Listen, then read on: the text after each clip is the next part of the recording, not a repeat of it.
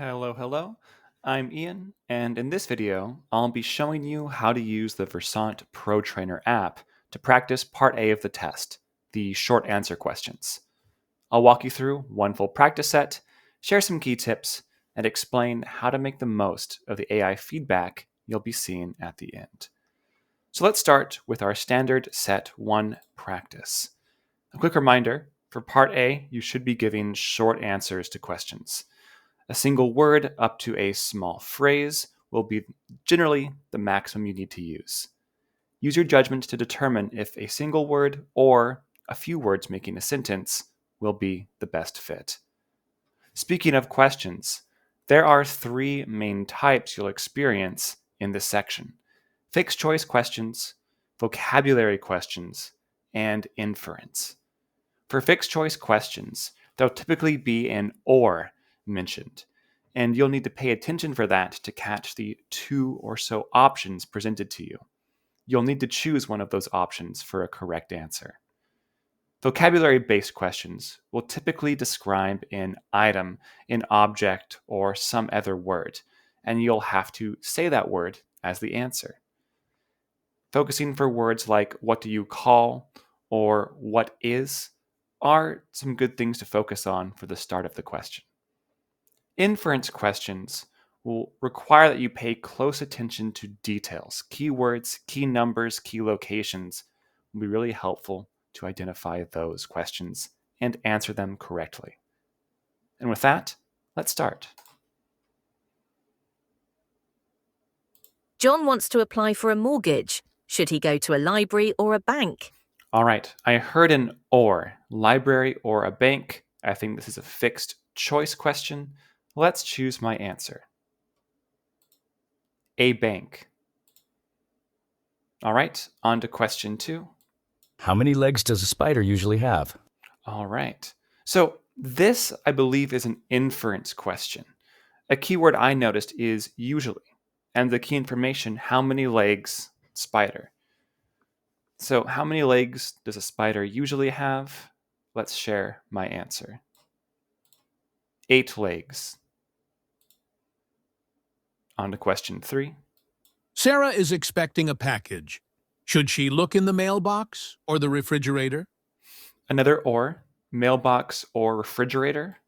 Let's share our answer. Mailbox. Again, I've been using very short answers so far because I felt it's the best fit for all of these questions. Again, use your best judgment. But answers that are too long may be graded a little bit lower because it includes unnecessary information. Let's try question 4. What is the color of a ripe banana? What is a clear identifier of perhaps a vocabulary-based question? And it's asking me the specifics about a ripe banana, the color of a ripe banana.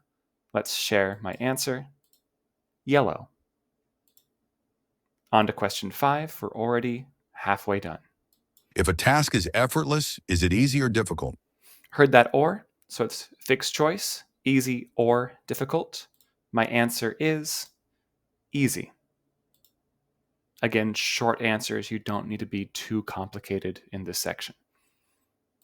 What do you call the first meal of the day eaten in the morning? This is a great time to mention that for the most realistic experience to prepare you for the test, you should try to answer all questions on your first attempt. But in the practice section, if you really need to, you can play audio up to 3 times. Let's listen to this audio one more time. What do you call the first meal of the day eaten in the morning? Maybe I still am not sure. Good thing I have one more play. What do you call the first meal of the day eaten in the morning? All right, so this is a vocabulary question. What do you call? And I believe the answer is breakfast. On to question 7. What device do you use to open a bottle of wine? All right, another vocabulary-based question. What device is a key indicator of that? A corkscrew. All right, we're on to the last question. Let's see what type we get. If Alex got home at 1 a.m. but was supposed to be in at 11 p.m., how late was he? All right, I heard supposed. And I also heard 2 key bits of information, 1 a.m. and 11 p.m. So he's supposed to be home at 11, but he got home at 1. How late is he? I believe the answer is 2 hours. All right, and with that, the test is over. Again, identifying question types will be really helpful for you to discover what the right answer is.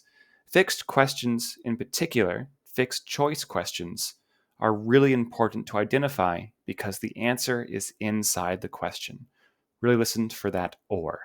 Vocabulary questions, again, often have what is or what do you call, and inference questions will often use words like if, possibly, supposed, etc. For those, pay close attention to the key details, again, like time, location, etc. Let's see what our results are.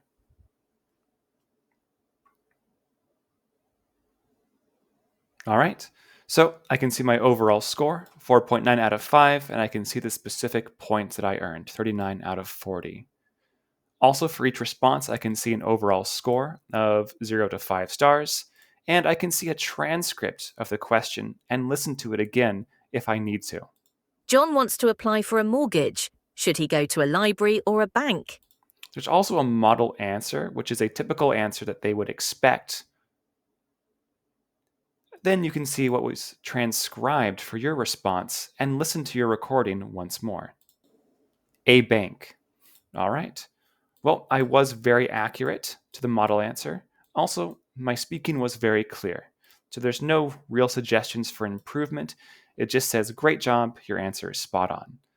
But let's look at the one that I didn't get perfect. Which one is that? Number 8. I got 4 out of 5 stars.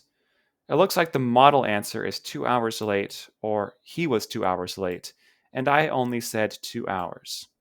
So I'm mostly correct, and it looks like the suggestion for improvement is that I wasn't including the word late to make it fully accurate. Okay, that makes sense. So that's how you use the Versant Pro Trainer app to practice Part A. We recommend that you try doing one set every day, review your feedback, and watch your scores improve.